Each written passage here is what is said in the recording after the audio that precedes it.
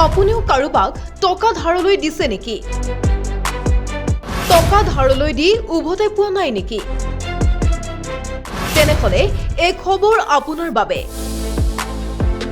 বিশেষ উপায়েৰে আপুনি ধাৰলৈ দিয়া টকা সহজেই উভতাই পাব। বহু সময়ত মানুহে কামৰ বাবে টকা ধাৰলৈ লয়, কিন্তু কিছুমান এনে মানুহ আছে যিয়ে ধাৰ লোৱাৰ পিছত টকা ঘূৰাই নিদিয়ে।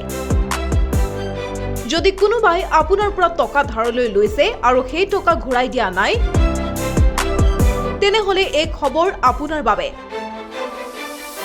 আজি আমি আপোনাক কম আপুনি ধাৰলৈ দিয়া টকা কেনেদৰে উলিয়াব পাৰিব।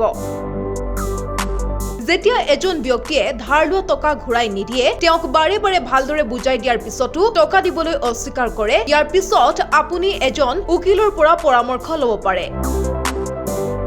উকিলে আপোনাক আপোনাৰ অধিকাৰ আৰু আইনী বিকল্পৰ বিষয়ে ক'ব, যাৰ সহায়ত আপুনি আপোনাৰ ধন ঘূৰাই পাব পাৰে। আইনী ব্যৱস্থা লোৱাৰ সময়ত আপুনি আদালতত গোচৰ ৰুজু কৰিব লাগিব। মোকৰ্দমাটোত আপুনি এইটোও প্ৰমাণ কৰিব লাগিব যে আপোনাৰ পৰা ধাৰ লোৱা ব্যক্তিজনে আপোনাক টকা ঘূৰাই দিয়া নাই। যদিহে আপুনি এই গোচৰটোত জিকে, তেনেহলে আপোনাৰ ধন আপোনাক ঘূৰাই দিয়া হ'ব, লগতে আপুনি ঋণ লওঁতাক আইনী জাননীও প্ৰেৰণ কৰিব পাৰিব। অৱশ্যে মনত ৰাখিব লাগিব যে আপোনাৰ ওচৰত টকা ধাৰলৈ লোৱাৰ সন্দৰ্ভত বাৰ্তা বা কল ৰেকৰ্ডিঙৰ প্ৰমাণ থাকিব লাগিব। নিউজ ডেস্ক, প্ৰতিবিম্ব লাইভ।